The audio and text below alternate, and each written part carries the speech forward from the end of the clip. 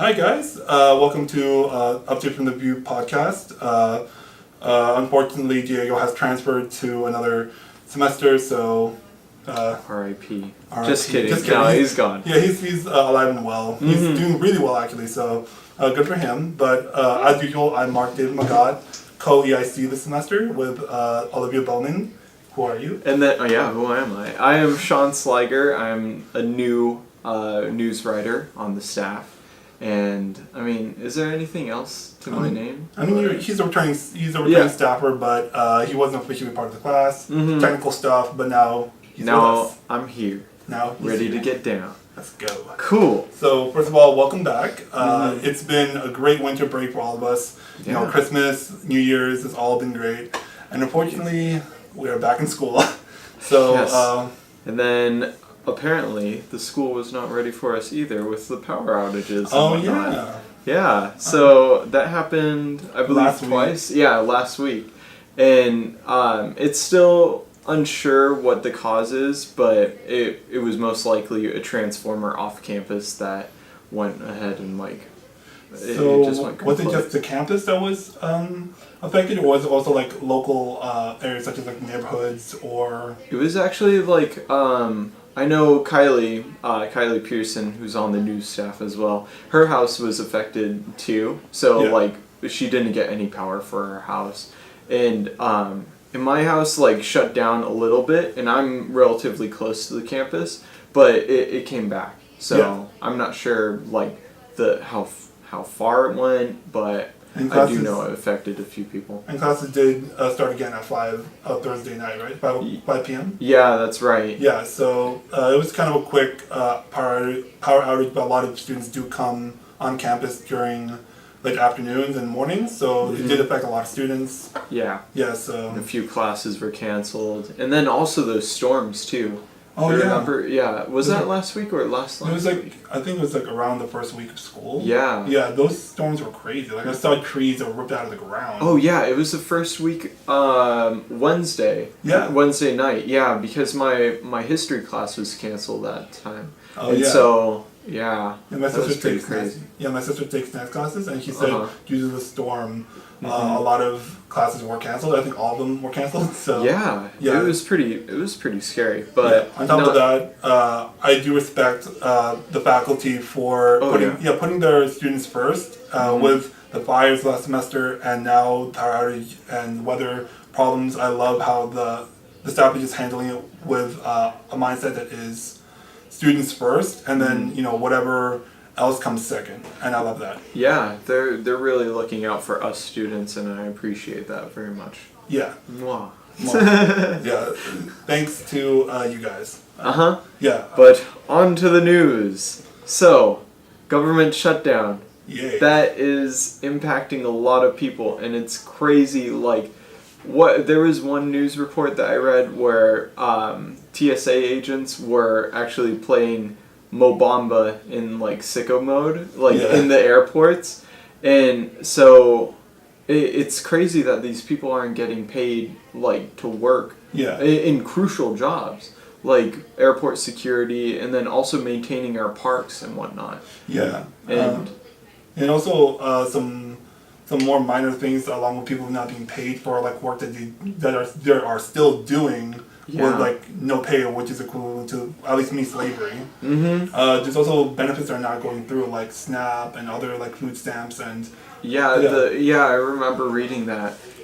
I thought that was wasn't that going to happen? But then with the 3-week temporary. With.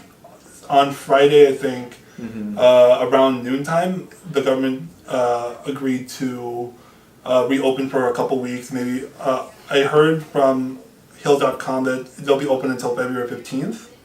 And from there... it'll go back to being shut down unless Trump wants to continue with this whole wall deal. Yeah. But if anything, I don't think it's a viable solution for him to continue pressing for this. Otherwise, I don't think he'll win the election next year, which maybe, I don't know. But Yeah. And that's what we said. That's what a lot of us said when he was first elected. That I don't have to vote because he's clearly not going to win. Yeah. But stuff happens. He ends up winning. Yeah. Even though like the electoral vote and whatnot. Yeah. But okay. Continuing off of that. Some CES. CES happened a few weeks ago, and normal stuff like new phones coming out, new tech coming out. Everything's pretty normal, but I heard this one thing, which is like a foldable phone. Oh, I think I heard some like development on that. Yeah. And that it was like going to be completely flexible, right? Yeah, and I find that really weird, but like yeah. I love how tech is just going to like very, very weird places. And if anything, it may be like for the best, because like, I mean, I've heard so many people that like put their phones in their butt pocket, and some phones even bend. Yeah, mainly Apple phones. Well, mainly Apple phones, but we're not going to go on that. Yeah. And also speaking of durability wise.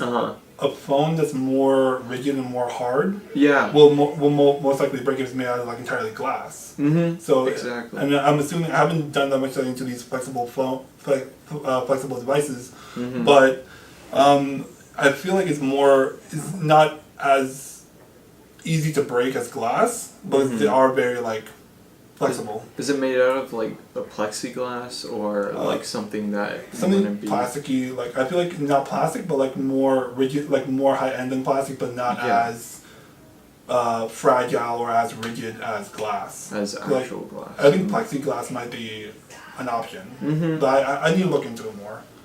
Yeah. And then moving off of that.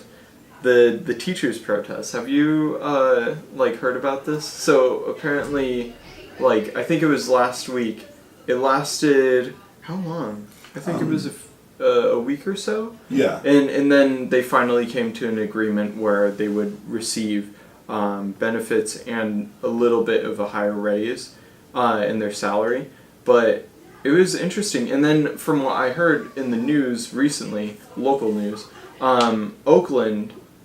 They're raising a protest over there as well, which is interesting because like now we're starting to see teachers realize that they require this higher pay. Yeah. Like they're the ones educating our children. So they're essentially the ones giving the new generation the ability to be people and giving them less of a pay than other people like people in business or people in other forms of work. That's kind of backwards to me. So I'm in total support of these teachers protesting. Yeah, because they absolutely do deserve the best, like not the best pay, but like a good decent amount of pay. Yeah, and also speaking about the school system, I feel like the school should also pay for a lot of like the school equipment, because I've heard multiple times that teachers have to pay out of their own pocket to supply their own classrooms, because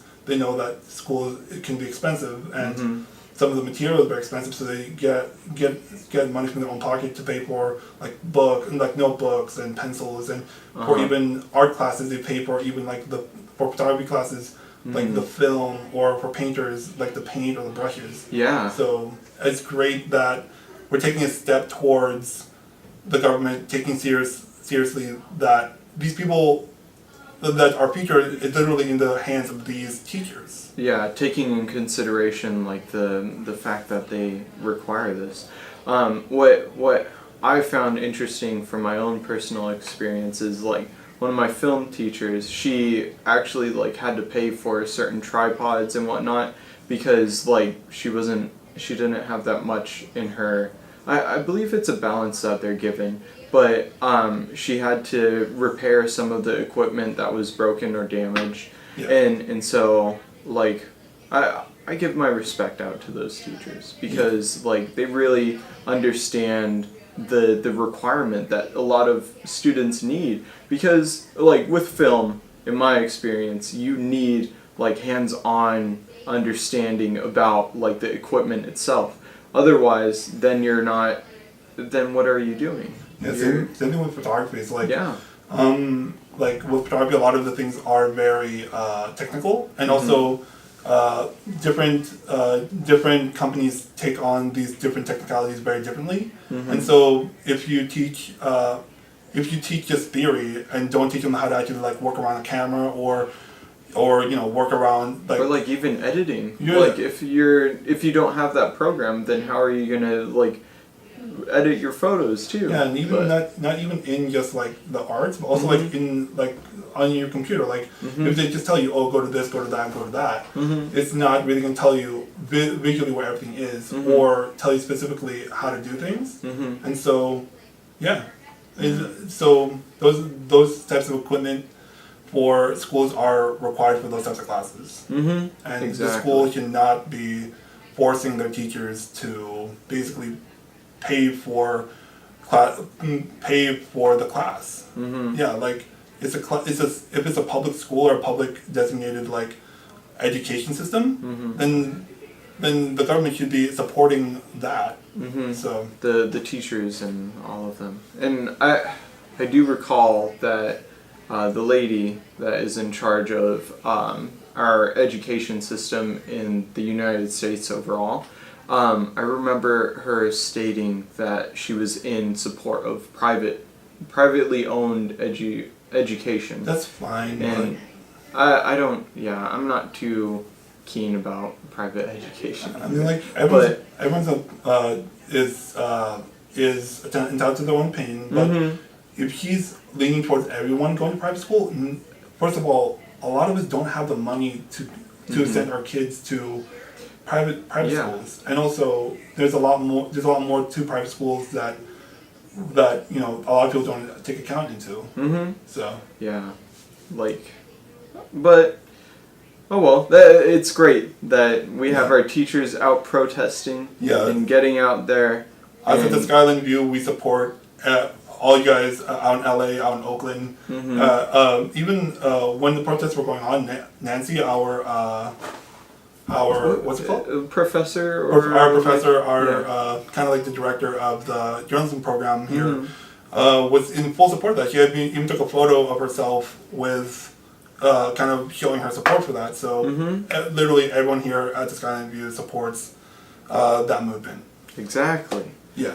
And then so we skipped the Trump McDonald thing, and I kind of want to talk about it. This was really dumb. Yeah. And so just to bring some lightheartedness into it, like you caused it, man. Apparently, the reason why he went out to go grab those burgers and whatnot was because of the government shutdown. Yeah, that like, he realized that I can't. We don't have chefs. Yeah. To like cook these gourmet meals, and he's like, oh, I don't want to give you guys all salads from my wife, so I'm just gonna give you guys McDonald's and pizza. And it was. I mean, these are college students, so imagine like if you were at the top of your game, and then you're awarded with something that you normally have. Yeah. Well, at least coming from a college student who like kind of has to operate on fast food or like getting a quick meal in. Yeah. Like I'm assuming that. But first, let's say we love McDonald's. I love McDonald's. Yeah, I mean, I don't know. I'd be more of a Burger King person. Okay. But first of all, we love fast food, and we're not dissing that. We're just dissing that, or we're just talking about that Trump kind of put himself in a corner in this, and in making this happen. He could have prevented it, but he really, really wants that wall. Yeah. And not too sure how effective this is going to be. Yeah, he's definitely not for a lot of our government workers. Yeah. As mentioned with the whole shutdown affecting their paychecks.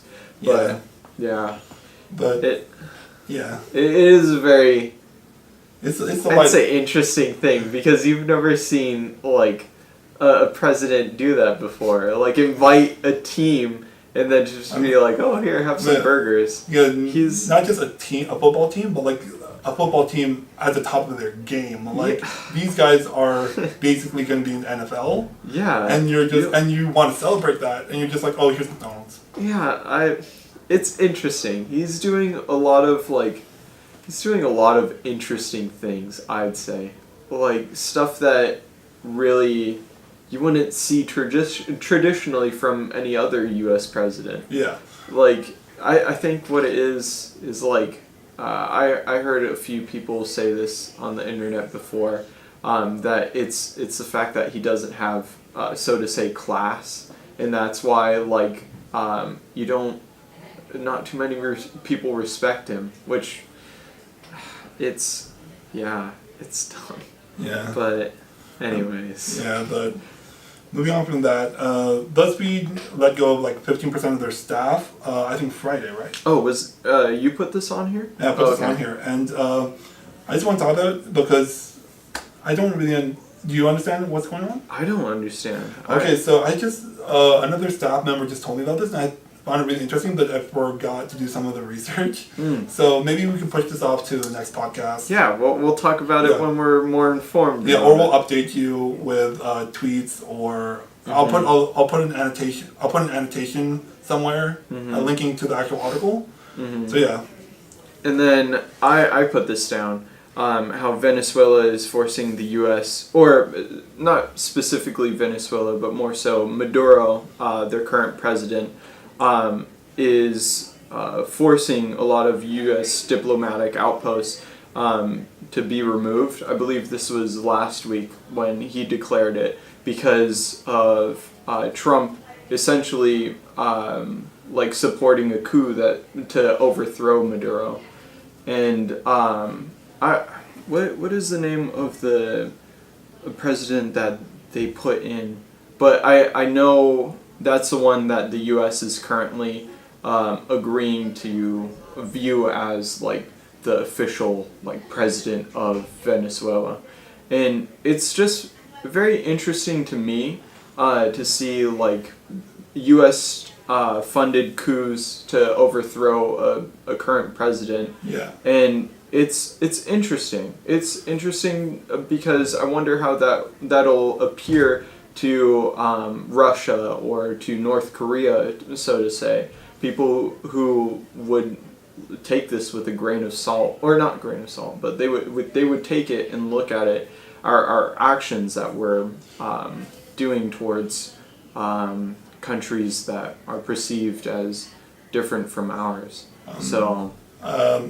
From someone who studies kind of like Filipino history, and I'm very into that, the America's track record with this kind of stuff isn't great. Like they have done this multiple times. No, they have. And so...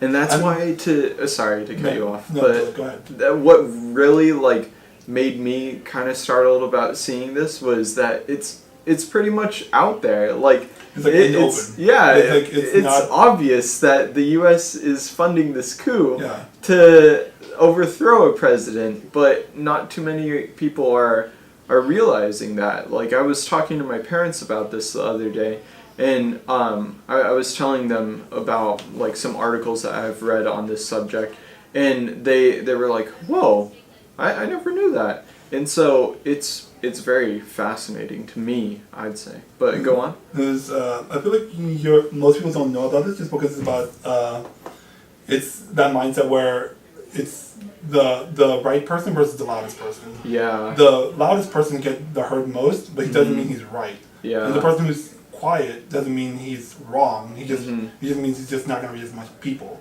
And so I feel like the media is covering a lot of this up with kind of like the more high accepted, I guess you could say. Yeah, and also like there's more high demand stuff like like with the government shutdowns, like things that immediately affect us, and like stuff that don't immediately affect us, but like we're still interested in, like entertainment and stuff.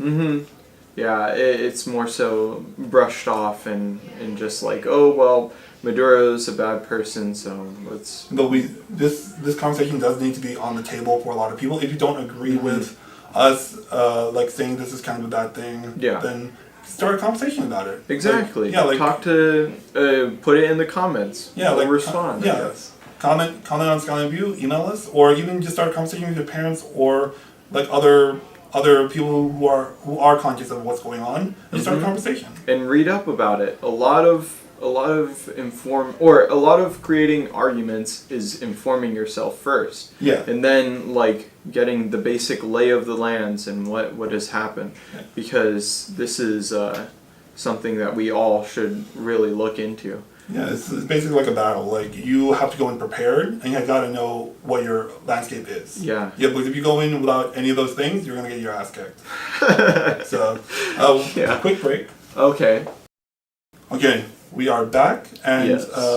now we'll be talking about some entertainment stuff, some a bit more lighthearted. Mm-hmm. That was kind of a little less politically inclined. Yeah, a little bit less heated.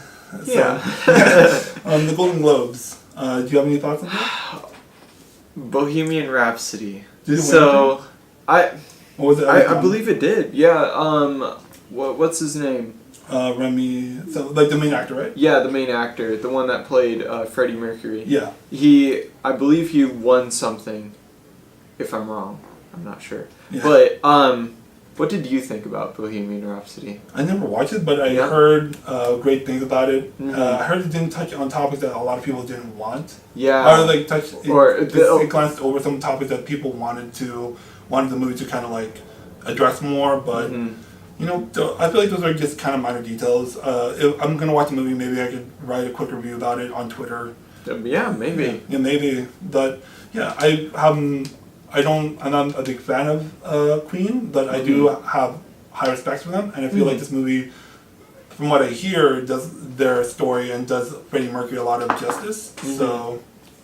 Yeah, I mean, I watched it when. I think it was a week into its like run on in theaters. Yeah, when it was out in theaters.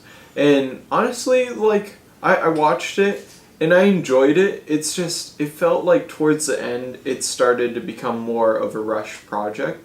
Like it there was a review that I read where somebody like compared it to like a wiki page, and how like a few of those like moments in the movie felt like they were just kind of glanced over and like, oh, they recorded in a barn, but you know, just to make sure that those stories are in there, but they're not like expanded upon.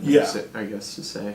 And then like a few of what like kind of grinded my gears was there weren't too many stories like about the concerts themselves. It was more so about the band. And so it would have been interesting to see more about like the concert and like, more like the production behind the band, yeah, or the concert, or like more the concert itself.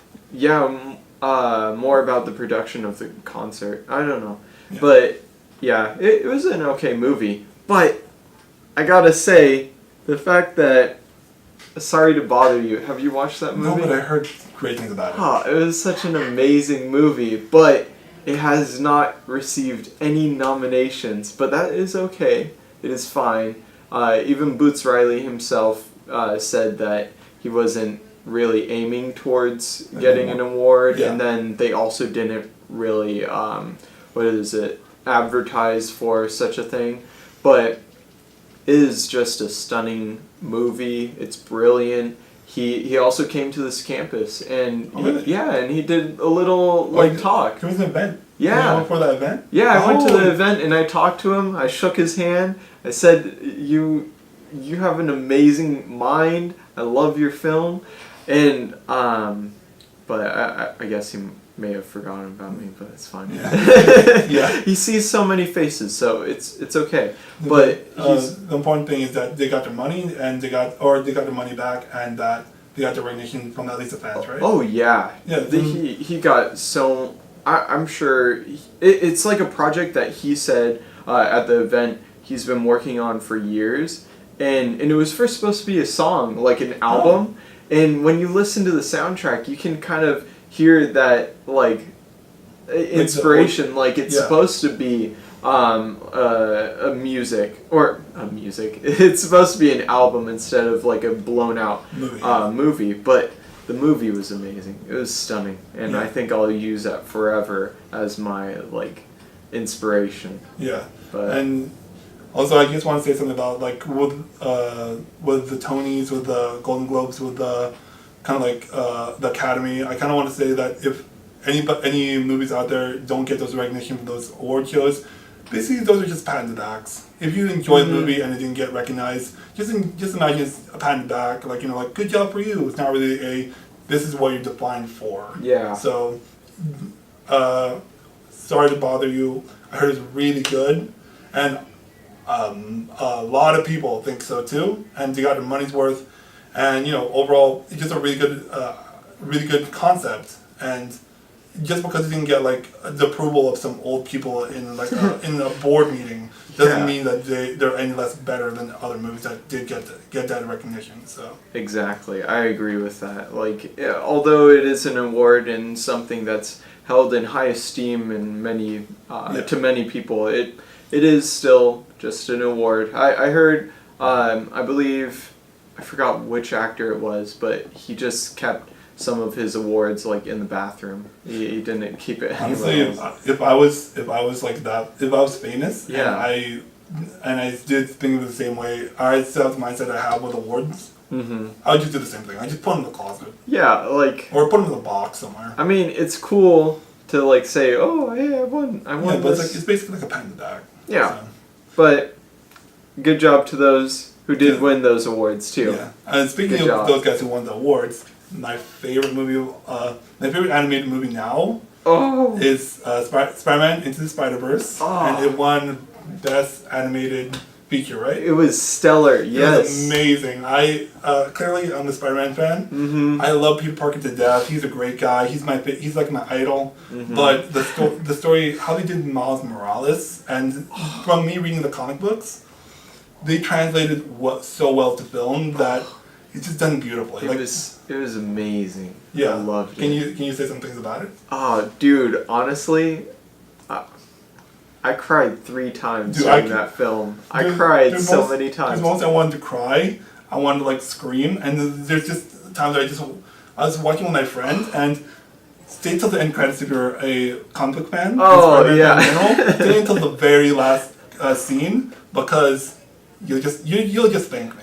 I love that. And when I saw it, I just stood up and I was like, yes, and I just walked away. That was such a classic meme. I love that one. Yeah, just really like this. Yeah, I can't spoil it. Yeah, just it's funny. Yeah, but it's like good. Overall, I read Into the Spider-Verse and Miles Morales' origin. With Miles Morales' origin, they did it really fantastically. They incorporated a bit. It's a bit faster chopped.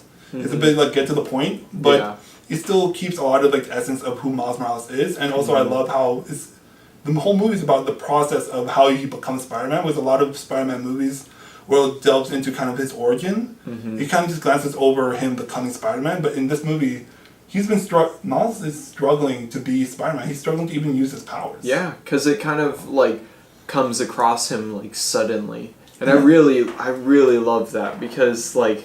Especially the whole scene where he touches Gwen on the shoulder, and then they're stuck. Yeah. Yeah. What did his uncle call it? The shoulder. The shoulder tap. Yeah, the shoulder tap. Yeah, something like that. And that was a great callback. And also the soundtrack's really good. And the soundtrack is. Dude, great. With Post Malone. Yeah, Sunflower. What's Up Danger.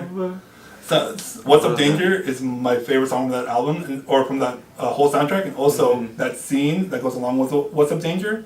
Is that when he's getting suited up and then like he falls down? He just jumps off the building. I'm like, yes, dude, that was the scene where I was like, I want to stand up and just scream like, go, you go, buddy boy. It gave me like goosebumps, or like I usually call them like chicken. What is it? Oh, no, never mind, I forgot. Chicken something. But chicken skin, there we go. Yeah. But yeah, that was such an amazing scene. I loved how it was animated. Yeah. And there was this one animator who I noticed his name in the end credits. He's actually an animator on Instagram, and he's done a few other works that I really loved as well. You send me the link, and I'll put it on this. The animation overall in that whole movie is great, and anybody who worked on the animation needs props. Needs recognition because that was stellar. And also just the style of it, it's very... A lot of comic book movies rely a lot on like realism, or like making it a bit more realistic. This one just playing out like a comic book. Even though it's an animation, they play around with that idea of just it's a comic book, and I love that. Like they even switch to halftone, or I forgot what's called, but like old classic like comic book style, and I'm like, yes. I could see that, especially with the what is it? It's like what's the device that Kingpin uses? The dimensional. Yeah, that thing. Yeah. I love that when they went through and then the animation style changed. It changed dramatically, like constantly, and I love that. Yeah, it wasn't like, oh, we're just playing around with it. It added to the story. Yeah, like it made the whole thing, even when it's like kind of like a kind of a low point, and I'm not saying like it's bad, just like I'm saying it's kind of a bit slower. It's still very high energy because of the animation and because of artwork. Yeah, it keeps your eyes like moving at all times. And not just moving, but like also like appealed. Like you can't help but be like, this looks really good. Yes, it was beautiful. It was just beautiful. That's all we can really say. Like, go watch this film also, because. In respect to Stan Lee's death, they did a cameo here, and it's so beautiful, and it was killed off with a joke, but but it was, if you just take that into context to everything that happened, I almost cried at that point. Yeah, wait, which one was the cameo? I think I might have forgotten about it. The store. Oh yeah. Yeah, the I suit always remember fits. that. Oh. The suit always fits, and then the sign. Damn. Yeah. No returns. No returns. Yeah. But yeah. I love that. But you did talk about Instagram. Oh yeah. And you brought up someone really funny, and I wanted you to talk about it a bit more. Oh yes. Okay, Instagram. And so, honestly, how do I go about this? Because like this person or group or organization has received a lot of attention within the Instagram community, and they have grown since then to how much? I think, okay, so it's two accounts actually that I want to talk about. Yeah. One being Birds Aren't Real. It is this organization that was created, I'm pretty sure, by a college student, just as a joke, I'm pretty sure. Unless he's like really serious that birds aren't real.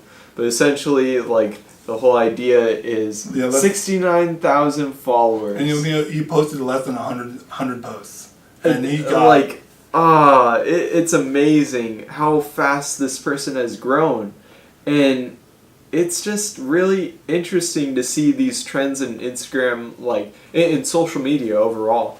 Another account is the egg account. Have you heard about it? No, is it on Instagram? Yeah, it received more likes than the Kylie Jenner post about her baby after she was like on, I think, either like a few months of like a hiatus on her Instagram account. Yeah. But Kylie Jenner's picture of her and her baby like grabbing her thumb, that one. Oh, I think it's the world famous egg.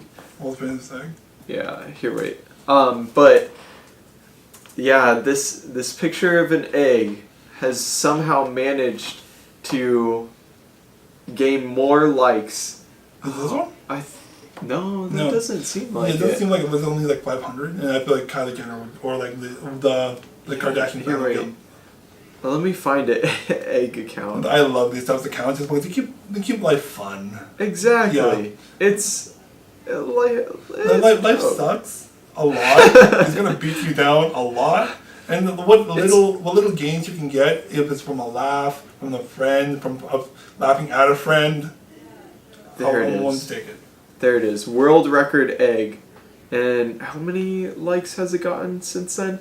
51 million. Yeah, that's not the right account. Yeah, but 51 million. Whereas, oh my god, Kylie Jenner had 18 million. Jeez, that's and the reason why I want to talk about this account is apparently it's been cracking, and so everybody's been wondering what's going on. So it's really cool because it's like a little event on social media. And I love these types of things. Well, now I'm interested. I'm gonna follow this thing. Yeah, you need to follow this dude. 9.5 million followers. That's updates on this one damn egg. It's also really interesting to see like how fast this information flies. Like it's being transmitted through our airwaves and stuff, and like it's going by so fast that like we can like on a post, then we'll go read an article, and basically be safe with what eggs you like, because it may or may not be the right egg. Yeah. But what's the next thing that we wanted to I want to talk about, did you see the Ted Bundy trailer? No, I haven't. The new movie coming out with Zac Efron as Ted Bundy. Uh-huh. And so I watched it. I thought it was pretty good. I liked it. Yeah. It's just I read the comments and it feels like the comments were thinking they're glorifying serial killing. Ted Bundy. Yeah, and Ted Bundy in general, and I feel like that's not what it's doing. I feel like it's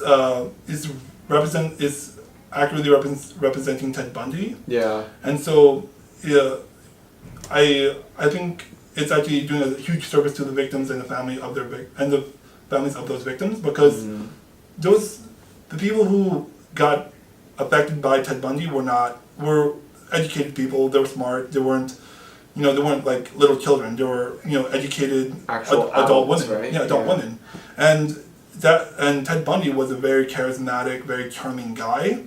And with the movie, it shows kind of like that charisma, kind of that egotistical, like guy. Personality. And it feels very high. Like it feels very upbeat, but I feel like it's just doing a lot of justice to who he is, and also how he got these people convinced these people. Like you're not gonna murder a lot of people or lure a lot of people into your like kind of murder ground without charming them in. Yeah. So, because no one just wanders into there, or no one's gonna follow the dude who's like very like in the corner, like sharpening a knife, being all creepy. Yeah. So, I feel like it shows a lot that that is justifying what has happened, and also justifying that people were not wrong to trust him. Fall for this person. Yeah, because for this facade, so to say. This facade of a person, because he was charming, he was charismatic, he was egotistical, but he was also a murderer. And I feel like a lot of people don't like that because it feels uncomfortable to see such a human and such a monster. But monsters, I feel like they hide amongst us. Yeah, like they live. Monsters don't get the chance to be monsters if they separate from the rest of us. Like a werewolf can kill you because he can stalk you in the day, and then once the moon comes out, then he'll kill you. But you don't notice that he's a werewolf because he's acting like a human being. And same thing with a vampire, and same thing with serial killers, because they, Yeah. No, I understand what you mean. But that's very interesting. As you're bringing up the invisible. Oh yeah, because I'm pretty sure. Sorry, this is to go off track. But you mentioned werewolves, and so then I kind of connected that over to the Invisible Man and what is it? Universal's dark universe, so to say. Oh my god. Yeah. They're bringing it. Going? They're doing it. They're still doing it. Oh yeah, my god. and so the Invisible Man is coming in. I'm gonna just leave now. Yeah. That's I don't know. I've heard a lot of recent news about it, and I thought I might as well. I didn't put it in the document, but I should have. Some of my opinions about it is I don't like. I love Marvel. I love the MCU, but.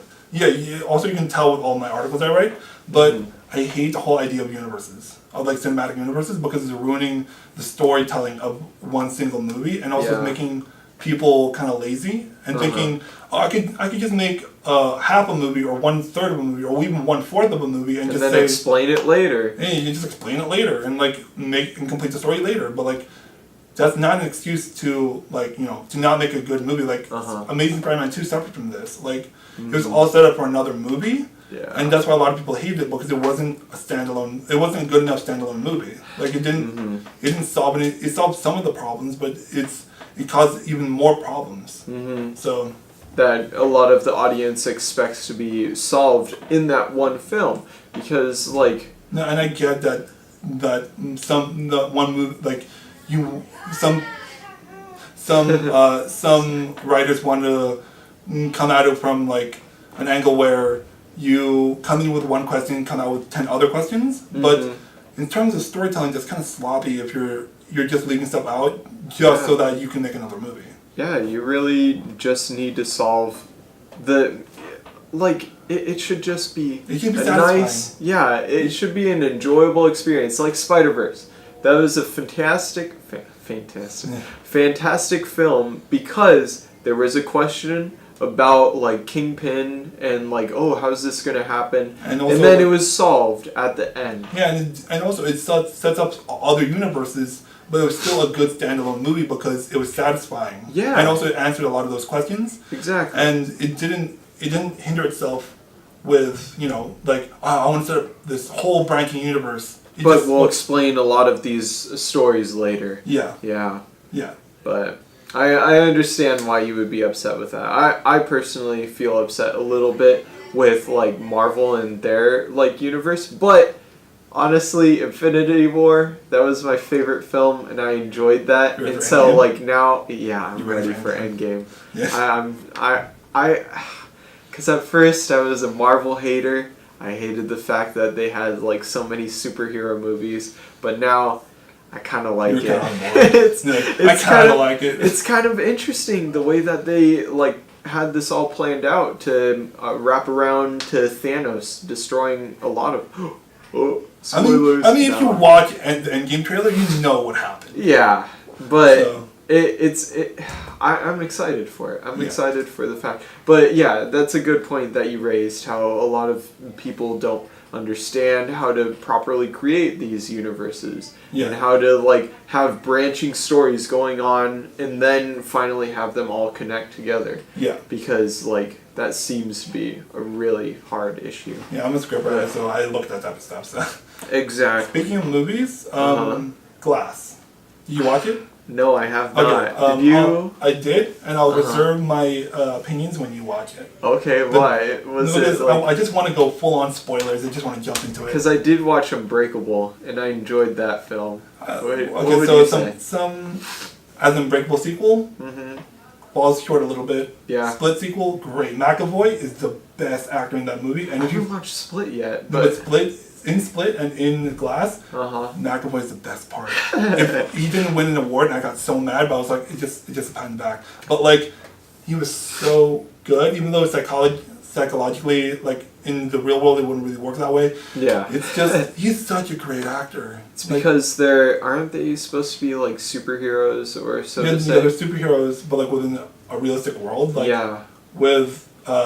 with Elijah Price, Mr. Glass, he's super intelligent, but he's not like Xavier, where he can like read people's minds, or David Dunn as whatever they're calling him. Yeah, he's a superhuman. He's like Superman, but he's not invulnerable. Yeah, he's still like he's still within the limits of still within the limits of a human. Yeah, which is very interesting. I'd say, but at least it's better than. It's better. Avatar, isn't it? It's better than I expected. Okay. Not as good as I hoped. Oh, I see. Yeah. It kind of led you to false expectations? Not false expectations, but like, I expected kind of like crap because I read so many reviews, and then I was like, I'm hopeful that they're wrong. Oh. And it's better than those reviews say, for me at least. Yeah. But I could see why. It was an okay also, film. The ending. Just crap. I'm going to wait till you watch it. I'm just going to tell you.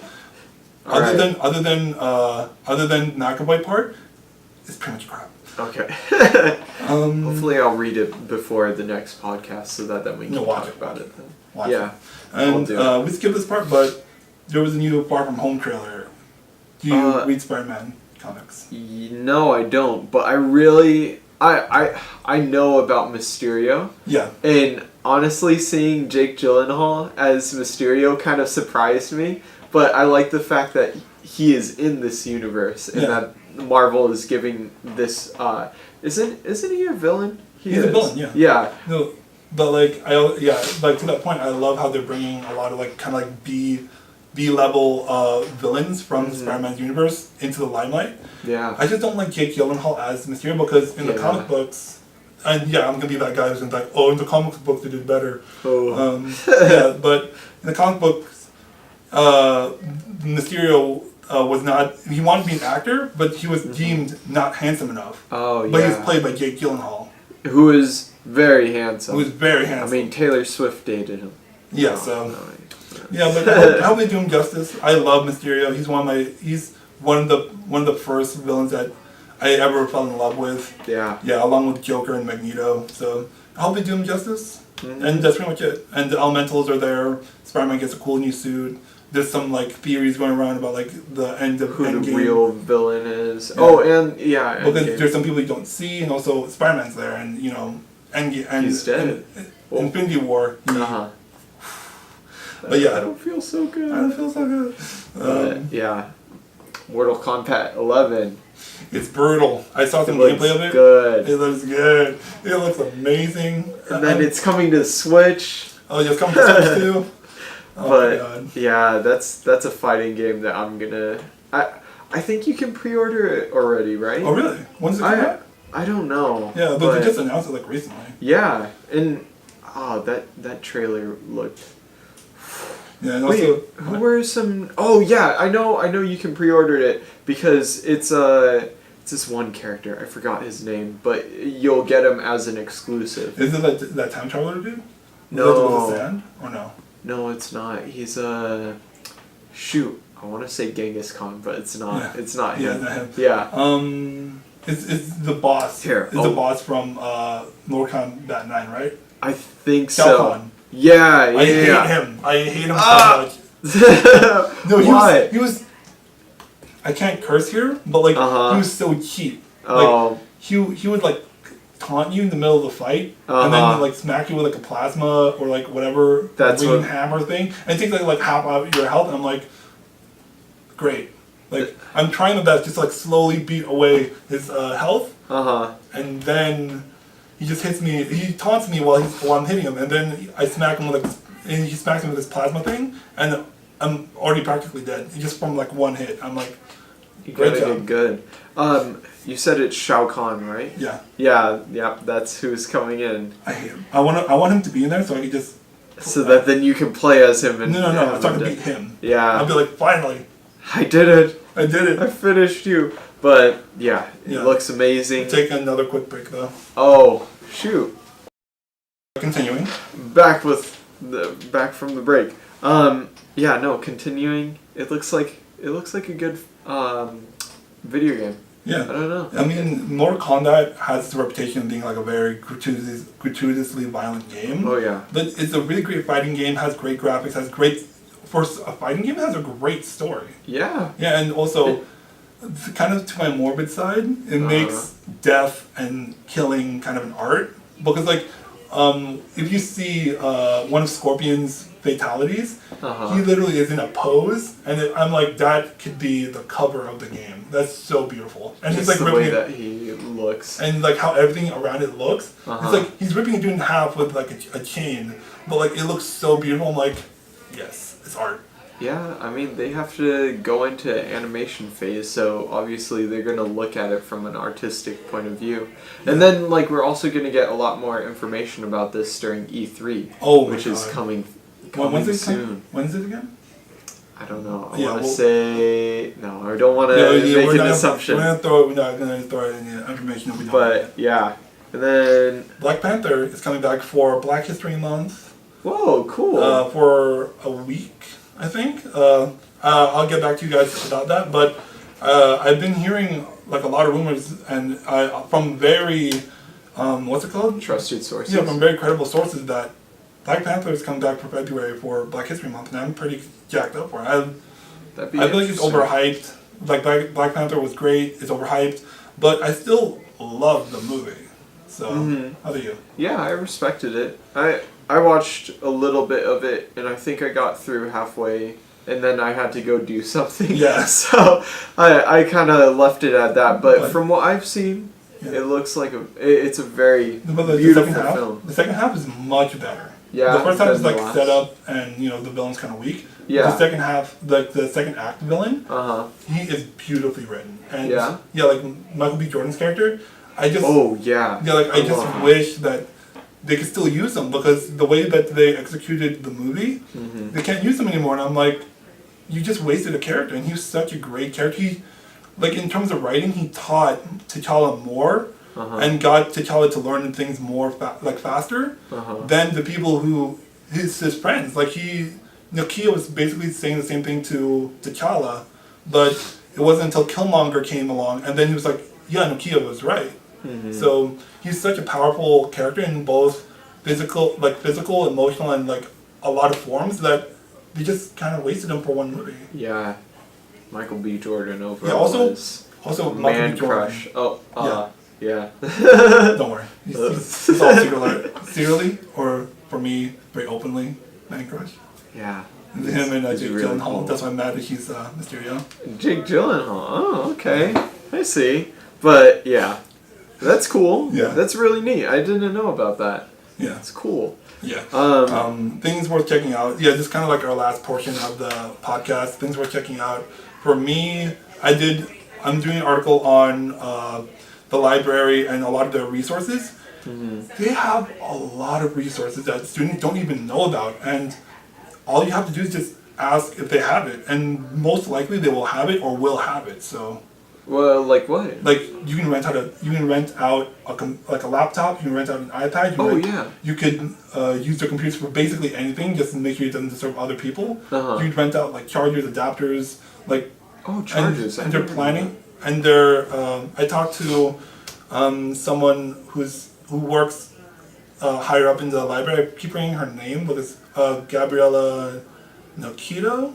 Yeah, but he told me that they're also working on getting other pieces of technology for other types of classes, like a keyboard, for example, for a music class. Oh, that'd be awesome. Yeah, so like they're like right now they have a lot of resources, and they're still working on getting more resources for other things. And you can learn more about what they have to offer from my article that's coming out either tonight or tomorrow, which is today's Wednesday, the 30th. The 30th. So either on the 30th tonight on the 30th or tomorrow on the 31st, and you read about that more, or you do what's better and just go to it now, or just contacting the library physically, email, just any way you can. But they have a lot of resources that students, like if I had this in my first semester, I would have definitely used it. Yeah, like it's such a great resource. Like the libraries are not like held up back in the past. Yeah, you know what? It's funny that you mentioned the libraries, because I told myself over winter break that I really want to use the libraries more often, because I've been reading a bit more, and so like a lot of those books that are on my list that I want to read, I could just like pick them up from the library, or even ask them if they have it. Yeah. But I never think about it. I always forget. And most likely they don't have it there right now. You can actually because they're connected to the whole peninsula. Like library system. Yeah, like you can just order. They can just borrow from another place and just send it over. Yeah, exactly. Yeah, so. And then if you have a library card, like cool kids do, you can. I think there's a way to get it online and put on hold, isn't there? And also that is an option. And also, if you do have a library card, like all the cool kids nowadays. The library has a lot of resources, but it is still limited by space. Yeah. But in the digital realm, we don't have that problem. So if you have a library card, you unlock a lot of books. Yeah. And a lot of resources. So one that I use a lot actually is so if you go onto the library or Skyline College library, and then you click on advanced search or whatever, then you're like open to a lot of credible articles that are kind of filtered through Skyline College, and like a lot of those I have used on personal papers, like for classes and stuff. Yeah. And then like a few, I think, for last semester I used them for the articles, I think. Yeah, but it's an awesome source that it's great to use for your classes. It's just readily available. It's like down there, or you don't even have to go there. You can just email someone. Yeah. You just email the library. It'll be actually, I'm gonna put the email to the library in the description. So if you do need that help, it's right there. Just shout out library. Skyline Library. Go out there. Or generally any library, because you guys are awesome. Yeah, exactly. We need people to read more often. Yeah, and not just read, but we just need people who are available to help other people if they're struggling, and that's what libraries are. Exactly. Yeah, they're there to connect you to other resources. And if they don't have the resources themselves. So yeah. I agree with that. Do you have anything for the audience to check out? You need literally anything. Shoot. I wish I had looked over it beforehand, but I don't know. But definitely, while it's in film theaters, Spider-Man Into the Spider-Verse. Yeah, go read it. That's my thing to check out. Go watch that movie. Yeah. And then read the comic book, and then you realize how different those things are. Because there's no vampires and no dimension. Well, there's dimension hopping, but there's just not as much dimension hopping. Yeah, you mentioned vampires. Because in the original Spider-Verse comic, the main villains are vampires. What?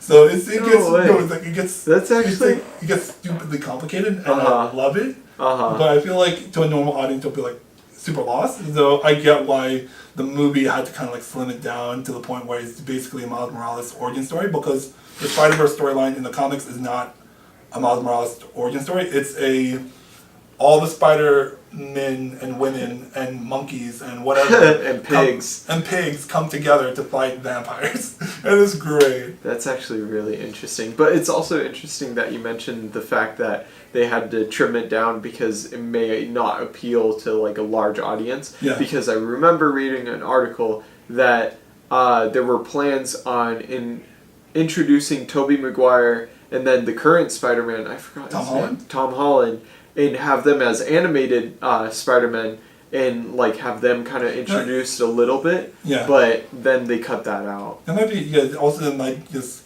with the story right now, it looks great. I mean, it's written great. And I feel like if they added that stuff, I feel it would be just tacked on. Yeah, it may confuse a few of the audience members, and then they would watch Far From Home and be like, wait, but what happened to him? Yeah, weren't you connected to Miles Morales? Weren't you in the Spider-Verse? No, but there are some Easter eggs in Homecoming and in Spider-Verse that if you didn't catch, they're a bit more obvious here.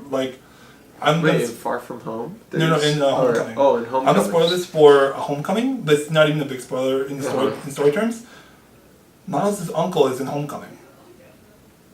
What? Where? Donald Glover. He plays a smaller role, but he's a criminal, and also he has the same name, and also he talks about his nephew who lives in the city. Oh shoot! Spider-Man. That's actually really cool. Peter was these weapons are dangerous, and Glover's character is I have a nephew who lives in the city, and I don't want those weapons out there. And so, to those who caught that, I applaud you. So they're basically the same character. Dude, what if Donald Glover comes back and he turns out to be a villain? He is a villain, but he's not. I keep forgetting his name. Wait. No, but he has the bad guy. No, Donald, the uncle to Miles Morales. I keep forgetting the bad guy name. Yeah, I forgot too, but he was a really good character. I loved how dynamic every single character was, and it was great. Yeah, it was such a good film. And I'm not watch it. Yeah, I'm not saying that Miguel O'Hara, if that name matters to you, great. But I'm not saying he's in the movie, but I'm not saying he's not. But yeah. And any closing thoughts? Not really. Just go inform yourselves. Yeah. Look out at the world. This is only a brief glimpse into what we've seen. Yeah. But go look for what you've seen. Yeah, right now it's a very, the world's kind of like a battlefield in many aspects, and you've got to arm yourself with the best weapon, which is knowledge. Facts. Facts. Logic. Yeah. Knowledge. Yeah, basically just arm yourself to the teeth with brain power. So, yeah, and just form your own opinions. And you're doing a good job if you're getting an education here at Skyline College. Yeah. You're on your first step. Yeah, your first step into, hopefully, which is a lifetime worth of fighting for what's good and true. What you believe in. Yeah, what you believe is what's good and true. So, thank you. All right. Peace. Awesome sauce.